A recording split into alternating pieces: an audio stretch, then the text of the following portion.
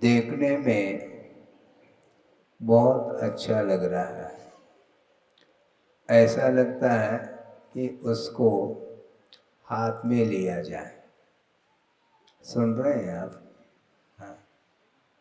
वो फूल इतना सुहावना लग रहा है कि वह दूर है, इसलिए उसको हाथ में लिया जाए, ऐसा भाव होता है। किंतु वह फूल, उस फूल की परीक्षा, उसका परीक्षण जो होगा वो किसके माध्यम से होता है? आंखों के द्वारा उस फूल का परीक्षण आप नहीं कर पाएंगे। इसलिए नहीं कर पाएंगे, उस फूल के ऊपर भ्रमर नहीं बैठ रहा है। इससे स्पष्ट है कि वह फूल आर्टिफिशियल है, वो प्लास्टिक का है अथवा कागज का फूल है, इसलिए उस पर भ्रमर नहीं बैठ पा रहा है। किंतु उसके पास ही एक और फूल खिला हुआ दिख रहा है, उस पर तो वह भ्रमर बैठ रहा है। इससे स्पष्ट है कि रियल कौन सा फूल है और आर्टिफिशियल कौन सा फूल है, ये पकड़ में आता है। इसलिए चारित्र के अभाव में ज्ञान उसी प्रकार का काम करता है। उस ज्ञान की कोई अपने आप में सुगंधी नहीं है। यदि वह ज्ञान सम्यक दर्शन के साथ और चारित्र के साथ यदि वह ज्ञान का संबंध जुड़ जाता है तो निश्चित रूप से वह सुगंधी फैल जाती है। गुरुदेव की स्थिति भी ऐसी ही रही है। निरंतर उन्होंने साधना की है रत्नत्रय की, और फलस्वरूप वो कहीं भी रहें, किंतु चारित्र की सुगंधी पूरे विश्व में फैल जाती है। इसको बोलते हैं ओरिजिनल पुष्प है, फूल है। ज्ञान प्रत्येक के पास है, किंतु ज्ञान के द्वारा आनंद नहीं आता। फिर किसके द्वारा आनंद आता महाराज? ज्ञान आनंद के लिए कारण बन सकता है, किंतु ज्ञान में आनंद नहीं। ज्ञान में आनंद नहीं। यदि ज्ञान में आनंद मानते हैं तो आगम के साथ हम आगम के आधार से कुछ विषय आपके सामने रखना चाहते हैं। वह ये है कि मिथ्यात्व की भूमिका में भी, अर्थात एक मिथ्या दृष्टि है और उसके पास इतना लंबा चौड़ा ज्ञान है कि 11 अंग और 9 पूर्व तक का भी ज्ञान उसके पास होता है। इसके बाद भी वह सम्यक दर्शन से वंचित है, ऐसा लिखा हुआ मिलता है। अर्थ यह हुआ कि सम्यक दर्शन के बिना उसका वह ज्ञान, भावात्मक जो ज्ञान है, वह समीचीन नहीं है। वह द्रव्यागम का ज्ञान उसके पास है और वह आगम खोल करके एक एक अक्षरशः समझ करके आपके सामने विषय को प्रस्तुत कर रहा है। वस्तु तत्व की विवेचना उसके द्वारा की जा रही है और उसके देशना को सुन करके कई संसारी प्राणी संसार समुद्र से पार हो सकते हैं, इसमें कोई संदेह नहीं। इसके बाद भी वह मुक्त नहीं हो पा रहा है, क्योंकि उसके पास ज्ञान होते हुए भी कर्म निर्जरा के लिए कारणभूत जो समीचीन ज्ञान होना चाहिए वह नहीं होने के कारण वह संसार में ही वह बना रहता है। नाव में और पुल में अंतर है। नाव के द्वारा भी नदी को पार किया जाता है और पुल के माध्यम से भी नदी को पार किया जाता है। दोनों में अंतर क्या है महाराज? साधन तो एक जैसे लग रहे हैं, एक नहीं है,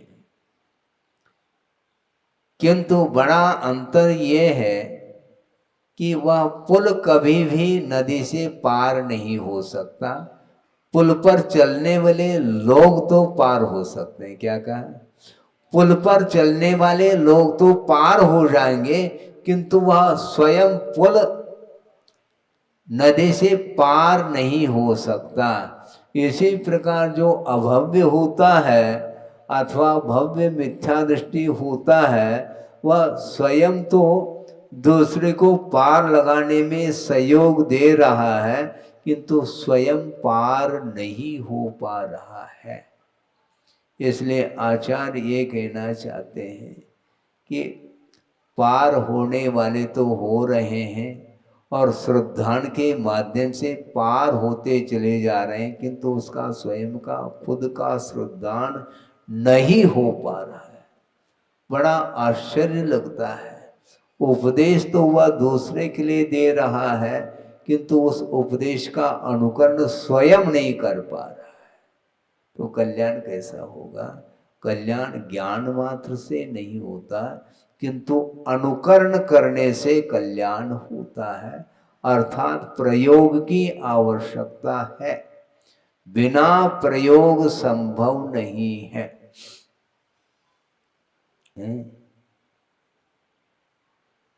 एक रुग्ण व्यक्ति है, वह कहाँ पर पहुंचा है? कहाँ पहुंचा? कोर्ट? नहीं, कोर्ट में जाकर के करेगा क्या वो? रुग्ण व्यक्ति हॉस्पिटल पहुंचता है, डॉक्टर के पास पहुंचा है और डॉक्टर ने परीक्षण कर लिया है। परीक्षण करके उन्होंने ये कहा कि देखो तुम्हारे लिए ये व्याधि है और इसके लिए ये दवाई लिख करके मैं दे रहा हूँ और इसको तुम ले लेना। हाँ ठीक है? हाँ ठीक है। गया और जो पर्चा जो कागज पर लिख करके दिया था, उन्होंने ये कहा था इस दवाई को घोल करके पी लेना, और उस कागज को ही उसने घोल दिया। हाँ, और पी लिया। अब दूसरे दिन फिर पहुंच गया, डॉक्टर साहब कोई लाभ नहीं हो रहा है। अच्छा, दवाई ली थी क्या? नहीं, हमने कहा था घोल करके लेने के लिए। बिल्कुल आपने जैसा कहा था उसी प्रकार घोल दिया था। किसमें? दूध में घोला था। अच्छी बात है, फिर लाभ क्यों नहीं हुआ? हमें समझ में नहीं आ रहा है डॉक्टर साहब। कहाँ पर उस दवाई को खरीदी थी? कहाँ पर? क्या आपने दवाई दी थी? खरीदने की क्या आवश्यकता? आपने तो दवाई दी थी भैया। वो दवाई नहीं है, किंतु दवाई उस पर लिख कर के दिया था। मेडिकल दुकान में जाकर के खरीद लेते हैं। मुझे क्या मालूम कि मेडिकल दुकान में दवाई मिलती है? हमने इसी को दवाई मान करके हमने ले लिया है। अर्थ यह है कि हम इसी प्रकार कर रहे हैं, न ज्ञान है न अनुकरण है। ज्ञान के बिना वह अनुकरण भी विपरीत माना जाता है? ज्ञान के बिना वह अनुकरण भी विपरीत माना जाता है।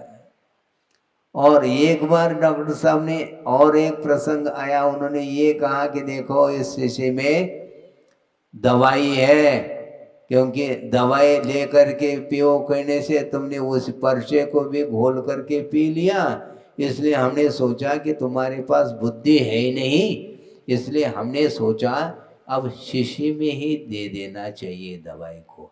और देख लो ये एक शीशी भर करके दवाई दी है, ये लिक्विड है, इसको हिला करके ले लेना है। और हिला करके ले लेना। अपने बदन को हिलाया और लेने लगा वो। अरे शीशी को हिलाओ, शिशु को हिला हिला करके ले मैंने वह दवाई पूरी घुल जाना चाहिए। मतलब हर बात को समझाने की, विवेक सिखाने की आवश्यकता पड़ रही है। और विवेक आने के उपरांत भी यदि वह नहीं पिएगा तो भी रोग दूर नहीं होने वाला है। यानी समीचीन ज्ञान भी आवश्यक है और ज्ञान के साथ साथ उसका प्रयोग भी होना चाहिए। ज्ञान चारित्र के लिए है, चारित्र ज्ञान के लिए नहीं। ज्ञान जो है चारित्र को अंगीकार करने के लिए ज्ञान था, क्योंकि पंचेंद्रिय के विषय ये संसार के लिए कारण है और इनका त्याग मुक्ति के लिए कारण है। त्याग धर्म मोक्ष के लिए कारण है और वह पंचेंद्रिय के विषयों का ग्रहण यह संसार के लिए कारण है। इतना भर समझ में नहीं आ रहा है संसारी प्राणी को। आश्चर्य होता है कितना सरल है ये। बहुत बड़े बड़े पोथी पढ़ने की आवश्यकता नहीं है, उपयोग लगाने के लिए पढ़े, इसमें कोई बाधा नहीं। किंतु वस्तुतः ज्ञान उसी को बोलते हैं कि हमारे लिए विकास के लिए, आत्मिक विकास के लिए, आत्मोन्नति के लिए ज्ञान होना चाहिए। प्रयोजन भूत तत्व का परिज्ञान होना चाहिए, इतना ही ज्ञान पर्याप्त है। बाकी सारा सारा वह ज्ञान आवश्यक नहीं है, उसकी आवश्यकता नहीं है, किंतु भेद ज्ञान होने की आवश्यकता है। ये भेद ज्ञान अभी तक नहीं हो पाया, अब कब होगा भगवान ही जानते हैं। आश्चर्य लगता है, अतीत अनंत काल व्यतीत किया है और इतना ज्ञान नहीं हो पाया। ये मेरे लिए ग्रहण करने योग्य वस्तु क्या है और मेरे लिए छोड़ने योग्य वस्तु क्या है, इसका ज्ञान अभी तक नहीं हुआ। अब कब होगा, क्या होगा, इसके बारे में हम कुछ नहीं कह सकते। आगमकार भी हैरान हो रहे हैं, वो क्या समझाएंगे, कितने बार समझाएंगे, कब तक समझाएंगे। समझाने की अपनी एक सीमा होती है, एक सीमा तक तो समझाया जा सकता है, किंतु दूसरे को समझाने की क्षमता आने के उपरांत भी वह स्वयं समझ नहीं पा रहा है। इसमें आश्चर्य है। दूसरे के लिए तो वह संबोधन दे करके कल्याण करने के लिए अपना योगदान दे रहा है, किंतु उस ज्ञान के माध्यम से स्वयं वह अपना आत्मकल्याण नहीं कर पा रहा है। जबकि आचार्य कहते हैं ज्ञान जो है वह स्वपर प्रकाशी, ज्ञान जो है अपने आत्मा को भी प्रकाशित करता है और पर वस्तु को भी यथार्थ प्रकाशित करने की क्षमता उस ज्ञान में है। और उस ज्ञान के माध्यम से दूसरे को समझाने के लिए तो कटिबद्ध है, किंतु स्वयं उस ज्ञान के माध्यम से अपने आत्म तत्व को प्रकाश में नहीं ला पा रहा है। आत्मा प्रभावनीय रत्नत्रय तेजसा सततमेव दान तपोजन पूजा विद्यातिशयश्च जिन धर्म। जिन धर्म की भी प्रभावना कर लेनी चाहिए और आत्मा की भी प्रभावना कर लेनी चाहिए। आत्मा की प्रभावना का अर्थ उस आत्म तत्व को प्रकाश में लाने का पुरुषार्थ करना चाहिए। आत्मा प्रकाशित होती है किसके द्वारा? रत्नत्रय तेज सा, रत्नत्रय रूपी तेज के माध्यम से वह आत्म तत्व प्रकाशित हो जाता है और दान तप और जिनेंद्र भगवान की पूजा आदि के माध्यम से जिन धर्म की प्रभावना की जाती है। सोचो, विचार करो। दान करने से भी प्रभावना होती है महाराज? हाँ, क्यों नहीं होती? कुछ लोगों की धारणा है, कुछ ऐसे भी स्वाध्यायशील बंधु होते हैं, उनकी धारणा कुछ अलग ही बनी हुई है। वो धारणा ये बनी उनकी, ये दान करना, देव दर्शन करना, पूजन अर्चन करना, अभिषेक करना, इसके माध्यम से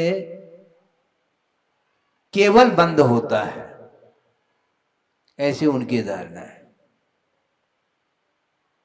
केवल बंद होता है, क्योंकि इसमें तो शुभ परिणाम है, और शुभ परिणाम के द्वारा बंद होता है। ये आगमकार कह रहे हैं, शुभ पुण्यस्य अशुभ पापस्य। शुभ योग के द्वारा पुण्य का आश्रय होता है, और अशुभ योग के द्वारा पाप का आश्रय होता है। और ये दोनों आश्रय संसार के लिए कारण बताया गया है, इसलिए हमें आश्रय और बंध से बचना है। इसलिए मंदिर आने में विकल्प होता है, और विकल्प संसार के लिए कारण है। ये ठीक है, क्योंकि विकल्प संसार के लिए कारण है, और निर्विकल्प अवस्था मुक्ति के लिए कारण है। इसीलिए एक सज्जन ने कहा कि महाराज, ये विकल्प से हमें दूर करो। ये कब तक विकल्प करते रहेंगे हम? मंदिर जाना, प्रतिदिन मंदिर जाना, प्रतिदिन पूजन करना, अभिषेक करना, बहुत विकल्प हो रहा है। मंदिर न जाना पड़े महाराज, ऐसा कोई उपाय बताओ। हम बता रहे हैं, लेकिन इसको एकांत से नहीं पकड़ना, एक विवक्षा बना करके इस विषय को रखा जा रहा है। मंदिर जाने की आपको कोई आवश्यकता नहीं, किंतु घर जाने की भी आवश्यकता नहीं, ये ध्यान रखो। घर तो जाओ लौट लौट करके, और मंदिर जाने में तुम्हें विकल्प होता है। घर जाना, दुकान जाना बंद करो, फिर बाद में मैं कहता हूं मंदिर जाने की भी कोई आवश्यकता नहीं पड़ेगी तुम्हें, क्योंकि निरंतर एकांत स्थान में जा करके साधना करने वाले साधक होते हैं, वहां पर जनबिंब नहीं मिल रहा है। हमें पूछना चाहते हैं, बाहुबली का इतिहास आपको ज्ञात है? बाहुबली भगवान दीक्षित हो गए हैं, और वन में जाकर के वो तप कर रहे हैं। 1 साल तक उपवास के साथ सुदूर जंगल में, वन में, भयानक वन में जाकर के, और रात दिन वो खड़े हैं। मंदिर गए वो? क्यों गए? जिनेंद्र भगवान का दर्शन किया? जिनेंद्र भगवान के पास जाकर के स्तुति वंदना आदि की? नहीं की। वंदना जाने की आवश्यकता नहीं, आवश्यकता होती तो उनको भी जाना चाहिए था। वंदना जो की जाती है वह हृदय से वंदना की जाती है, ये ध्यान रखो। और वहां पर खड़े होकर के निरंतर उन्होंने पंच परमेष्टि की ही आराधना की है, और प्योर आराधना उन्होंने की है। 1 साल तक आहार नहीं लिया, चतुर्विध आहार का त्याग है। सोचो, विचार करो, बन सकता है? ऐसे बन जाए तो आपको मंदिर जाने की कोई आवश्यकता नहीं। महाराज ये बहुत कठिन है, तो बैठो शांति से और भगवान की आराधना करो। स्वर्णोदय बनाओ जल्दी जल्दी, और भगवान के सामने भाव विभोर होकर के पूजन अर्चन करो, जिसके माध्यम से सम्यक दर्शन में विकास होता है। इसको सम्यक वर्धनी क्रिया कहा है। यह सम्यक को बढ़ाने वाली क्रिया मानी गई है। इसके द्वारा बंद नहीं होता, बल्कि पाप कर्म की निर्जरा होती है और साथ से पुण्य का संचय होता है जिनेंद्र भगवान की पूजन अर्चन करने से। जिन बिंब दंशनेन, जिनेंद्र भगवान के दर्शन से निदत्ते निकाचत जैसे कर्मों का क्षय देखने में आता है, ऐसा आगम का उल्लेख है। निदत्य और निकाचित कर्म उसको बोलते हैं जो अनिवार्य रूप से फल देते हैं, फल से आप बच नहीं पाओगे। उस प्रकार के कर्मों का भी क्षय जिनेंद्र भगवान के बिंब के दर्शन से होता है, ऐसा आगम में कहा है। और कुछ लोग कहते हैं कि एकमात्र बंद ही होता है, ये ठीक नहीं। विशिष्ट पुण्य का संचय होता है। जिनेंद्र भगवान के दर्शन करने से भावों में पवित्रता आती है। और पुण्य की परिभाषा भी यही लिखी हुई मिलती है कि पुनाति आत्मानं पवित्री क्रियते आत्मा येन तत्पुण्यम। जो आत्मा को पवित्र बनाए अथवा जिन परिणामों के माध्यम से आत्मा पवित्रता का अनुभव करे, उसका नाम पुण्य बोला है। और उसको तुम बंद के लिए कारण कह दो तो इससे बढ़ करके और कौन सा विरोधाभास है। आगम विरुद्ध ये धारणा है, इन धारणाओं को समय रहते परिवर्तित कर लेना चाहिए और सही सही आगम का अध्ययन कर लेना चाहिए। आचार्यों की कौन सी विवक्षा है, क्या है, इसको बिना समझे यदि हम धारणा बना लेते हैं तो निश्चित रूप से उसके माध्यम से हित नहीं होने वाला है, बल्कि वह ज्ञान अहित के लिए कारण शुद्ध होता है। अहित के लिए ज्ञान भी अहित के लिए कारण बनता है।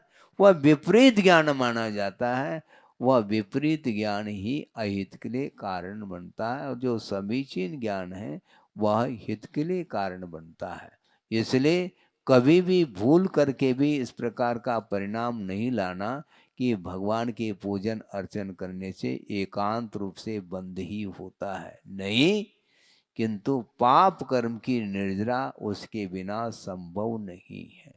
इसलिए बाहुबली भगवान एकांत में 1 साल के लिए खड़े रहें, किंतु निरंतर चारों दिशाओं में और विदिशाओं में हैं जो शुद्ध साधु गण देवा, ये सर्ववृद्धि संपन्ना योगी गणा स्थान अहम वंदे, ऐसा कहा। परोक्ष रूप से भी वंदना की जाती है। नंदीश्वर द्वीप आप जा सकते हैं?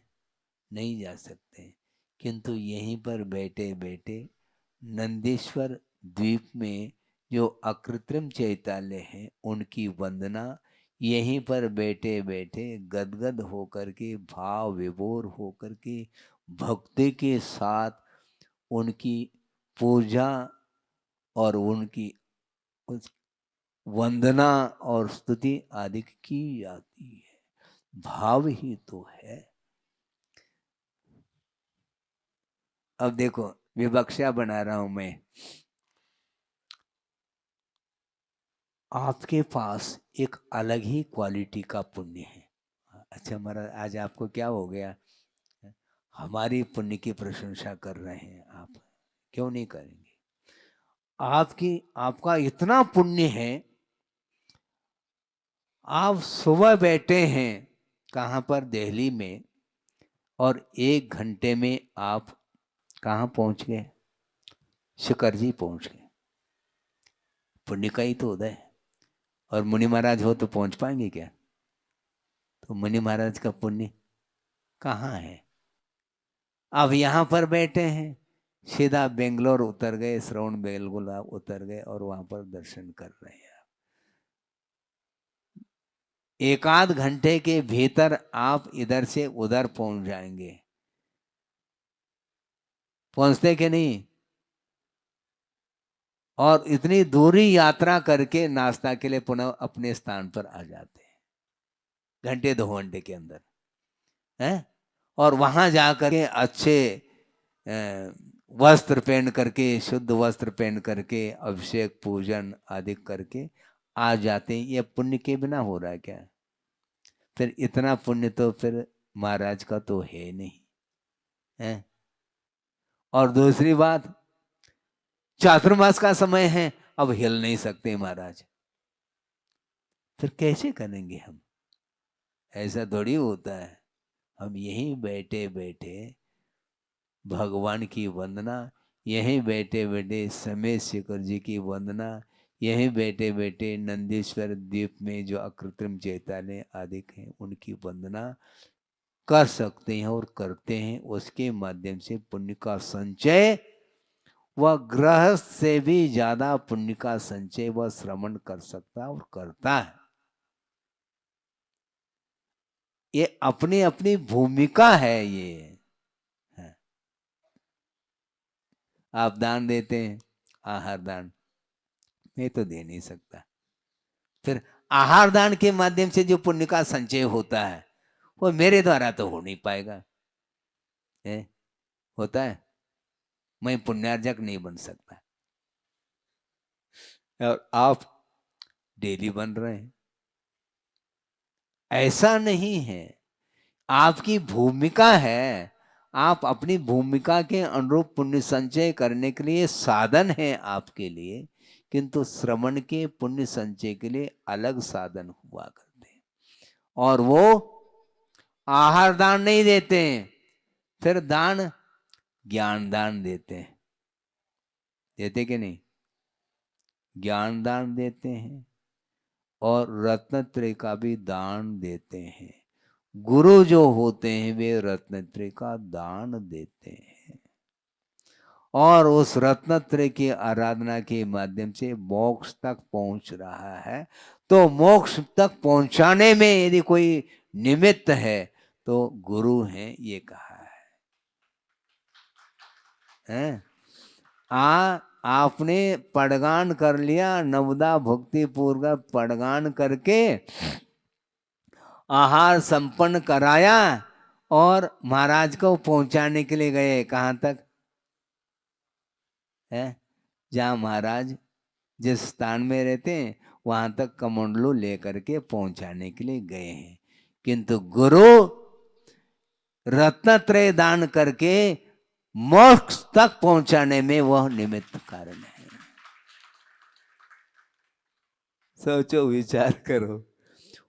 वो भी दान ही दे रहे हैं और श्रावक भी दान देता है। अपनी अपनी भूमिका के अनुरूप दान किया जाता है, किंतु वह दान पात्र के लिए दिया जाता है। बिना पात्र का परीक्षण किए दान नहीं होता। विधि द्रव्य दात्री पात्र विशेषा तद विशेष, ऐसा एक सूत्र आता है। विधि, विधि विशेष, द्रव्य विशेष, दात्री विशेष और पात्र विशेष, तब कहीं जाकर के दान में विशेषता आती है। बीज का आपने वपन किया है, मैं मानता हूं, किंतु उस बीज का वपन कहां पर किया है? पाषाण खंड पर कर लिया, अंकुरित होगा। उसी प्रकार जो उन्मार्ग पर चल रहा है उसको जो दान देता है तो उस दान का फल नहीं मिलने वाला। सत पात्र का चयन करो। हाँ, दाता भी परीक्षक होता है और होना चाहिए। आंख मेच करके किसी के प्रति हम पात्र मान करके उसके लिए दान देंगे तो उस दान के माध्यम से जो सात से पुण्य का अर्जन होना चाहिए वो नहीं हो सकता। जो उजड़ जमीन है, उपजाऊ नहीं है, उस स्थान पर यदि मान लो अच्छे बीजों का भी वपन करोगे तो भी वह बीज नष्ट हो जाएगा, वह फलेगा नहीं। अंकुरित होने की क्षमता उस भूमि में अंकुरित कराने की क्षमता नहीं है। इसलिए निमित्त भी अच्छा चाहिए और बीज भी अच्छा चाहिए। उपजाऊ जमीन है किंतु बीज कैसा है? भुना हुआ चना है, उसको बोएंगे तो अंकुरित नहीं होगा, क्योंकि उसका बीज दग्ध हो चुका है, बीजत्व नष्ट हुआ है। उपजाऊ जमीन में भी उसको डालोगे और खाद पानी भी दोगे तो भी वह अंकुरित नहीं होगा, वह नष्ट होगा, क्योंकि बीजत्व समाप्त हुआ है। उसी प्रकार निमित्त और उपादान दोनों मौलिक है। दाता की परीक्षा पात्र करता है और पात्र की परीक्षा दाता करता है। दोनों एक दूसरे के परीक्षण के बिना वो कार्य नहीं कर सकते, नहीं करना चाहिए। हाँ,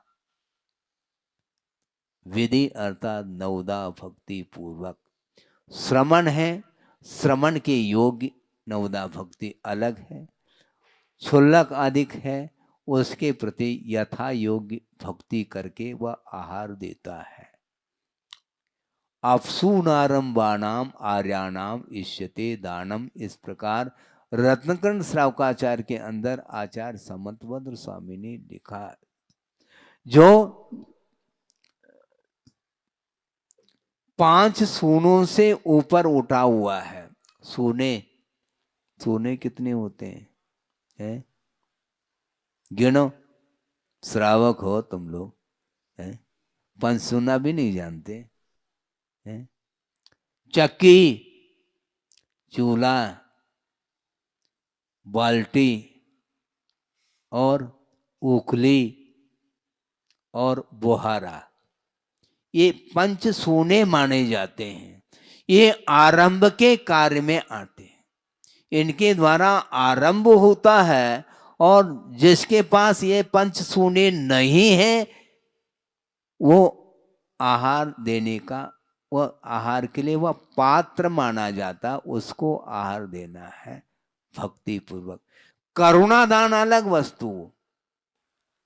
कोई दुखी जीव है, उसके लिए भी दान दिया जाता है, किंतु वह करुणा दान के अंतर्गत आता है, वह पात्र दान नहीं माना जाता, वह करुणा का पात्र है, वह सत्पात्र नहीं माना जाता। सत्पात्र में तो जघन्य, मध्यम, उत्कृष्ट आदि जो भेद किए वे ही पात्र के अंतर्गत आते हैं। उनके लिए उनका परीक्षण करके आप आहार दान दें, ऐसा कहा गया है। इस प्रकार पात्र के लिए दिया हुआ जो दान है वह पुण्य के अर्जन में कारण सिद्ध होता है, और दान की अनुमोदना में भी पुण्य का अर्जन होता है।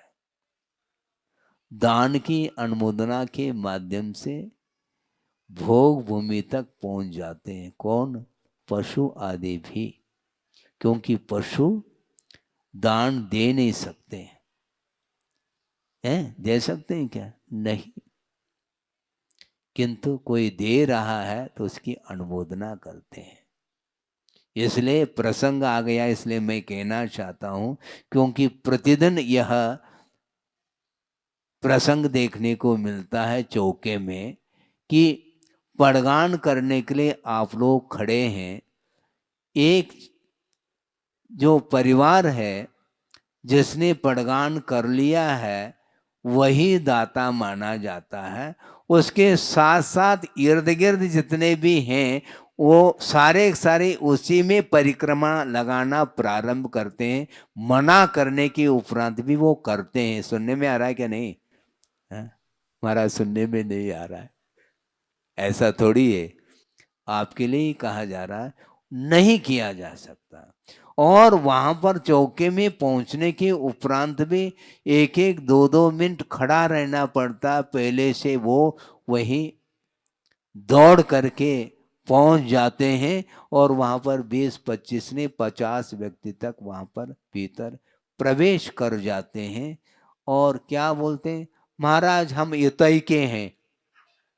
एक और चालू हो जाता है, अरे आप इतई के हैं तो हम ही बाहर के आ गए, और क्या, बाहर से तो हम ही आए हैं, आप तो वहीं के हैं। ऐसा नहीं, क्योंकि इसमें ये दोष माना जाता है। ये सदोष आहार की प्रक्रिया ठीक नहीं है। हम आहार नहीं लेते। महाराज क्या गलती हो गई?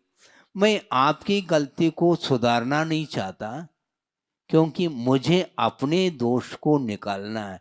मैं सदोष आहार नहीं ले सकता, इतना कह करके हम आ जाते हैं। क्योंकि उनके दोषों को निकालेंगे बुरा और लगता है। हम कैसे करेंगे मुझे बताओ? आप ये कह रहे हैं मन शुद्धि, वचन शुद्धि, काय शुद्धि बोल दी। अच्छा, फिर आहार जल शुद्ध है। आहार किसका है? बनाया किसने? जिसने बनाया है वह दाता है, वह स्वामी कहलाता है। उसके द्वारा दिया हुआ आहार ही वह विधिवत आहार माना जाता है। इसलिए आप लोगों को चाहिए कि आहार देने की भावना है तो आप अनुमोदना करिए। अनुमोदना के माध्यम से भी पुण्य का अर्जन होता है, कारित के माध्यम से भी पुण्य का अर्जन होता है। दिला दो, देने की मान लो स्थिति नहीं है तो दिला सकते हैं। मान लो बीमार है, अस्वस्थ है, देने की क्षमता नहीं है तो दिलाया जा सकता है, उसमें भी पुण्य का अर्जन। अनुमोदना करेंगे तो भी पुण्य का अर्जन। तो कोई ये कहता है महाराज तो हम अनुमोदन करेंगे तो चल जाएगा। अब उसका दुरुपयोग, क्योंकि आपने ही कहा था अनुमोदना के लिए, हम 4 महीने के लिए अनुमोदना करते रहेंगे। ऐसा नहीं, प्रसंग देखो।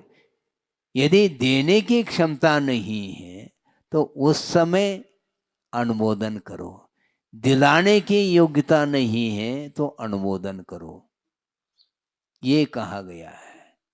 और देने की क्षमता नहीं रखता कौन? वह पशु। किंतु जो दे रहा है उसकी अनुमोदना के माध्यम से पुण्य का अर्जन करके वह भोग भूमि का मनुष्य बन सकता है, ये कहा गया है। भोग भूमि का तिर्यंश भी बन सकता है। ये सारा सारा भावों का खेल है। इसलिए भावों को उज्जवल बनाने का हमें पुरुषार्थ करना चाहिए, ये कहा जा रहा है। इसलिए प्रतिदिन यह प्रकारांतर से विषय आपके सामने आगम के माध्यम से रखा जा रहा है। इसलिए आस्था बहुत बड़ी चीज है। आस्था के माध्यम से ही ज्ञान में समीचीनता आती है और उस ज्ञान के माध्यम से विवेक जागृत होता है और विवेक जागृत होते ही चारित्र की ओर वह कदम बढ़ाता है। इसलिए चारित्र के लिए ज्ञान का होना आवश्यक माना गया है। अहिंसा परमो धर्म की जय। बोधि समाधि परिणाम शुद्धि स्वात्मोपलब्धि शिव शोक शुद्धि चिंतामणिम चिंतित वस्तुदाने मंद मानस्य ममास्तुति। परम पूज्य आचार्य गुरुवर श्री विद्यासागर जी मुनि महाराज की जय।